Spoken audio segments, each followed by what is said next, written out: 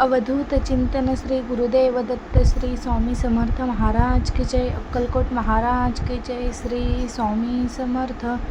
श्री स्वामी समर्थ आणि चोळप्पांची सुंदर कथा। अक्कलकोटमध्ये राहणारे चोळप्पा हे स्वामींचे निस्सीम भक्त होते।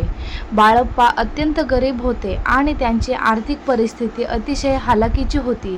मात्र या सर्व अडचणींमध्ये चोळप्पा आणि त्यांची पत्नी स्वामींची अहोरात्र सेवा करत असत। स्वामींची परीक्षा एकदा गावातील काही लोकांनी चोळप्पाच्या गरिबीची खिल्ली उडवली आणि त्यांना म्हणाले, तुझ्या या स्वामींना भिक्षा मागून तू कसा पोसणार? ते तर स्वतः दिगंबर संन्यासी आहेत, ते तुला काय धन देणार? त्यामुळे चोळप्पाचे मन खूप खट्ट झाले।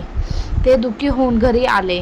त्याच दिवशी संध्याकाळी जेव्हा स्वामी समर्थ चोळप्पाच्या घरी भिक्षेसाठी आले, तेव्हा चोळप्पाच्या पत्नीने रडत रडत स्वामींना सर्व प्रकार सांगितला आणि म्हणाली, महाराज, चोळप्पा आपली एवढी सेवा करतात, तरीही आमच्या नशिबी एवढे दारिद्र्य का आहे?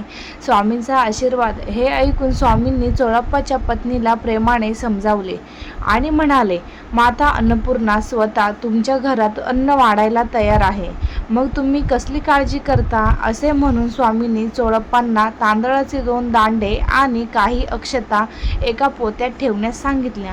त्याच क्षणापासून चोळप्पाच्या घरातील अन्नाचे भांडार भरून वाहू लागले। त्याच्या घरातील गरिबी कायमची दूर झाली। चोळप्पांना हे समजून चुकले की स्वामी साक्षात परब्रह्म आहेत आणि ते कधीही आपल्या भक्ताचे रक्षण करण्यास कमी पडत नाहीत। स्वामींचे उपदेश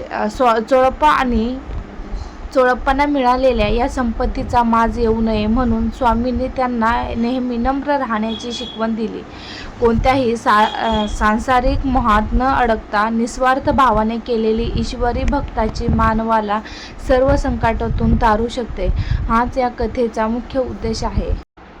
चोळप्पांकडे धन नव्हते, वैभव नव्हते, पण स्वामींजवळील अढळ श्रद्धा होती। जगाने त्यांची गरिबी पाहिली, परंतु स्वामींनी त्यांच्या भक्तीची श्रीमंती पाहिली। जेव्हा मनुष्य पूर्ण विश्वासाने सद्गुरूंच्या चरणी स्वतःला अर्पण करतो, तेव्हा त्यांच्या जीवनातील अशक्य वाटणाऱ्या अडचणीही दूर होऊ लागतात। स्वामी समर्थ आपल्याला शिकवतात की संकटे कितीही मोठे असले तरी श्रद्धा, सेवा आणि सबुरी कधी सोडू नका, कारण योग्य वेळी सद्गुरूंची कृपा अशी बरसते की दुःखाचे रूपांतर आनंदात आणि अभावाचे रूपांतर समाधानात होते। श्री स्वामी समर्थ।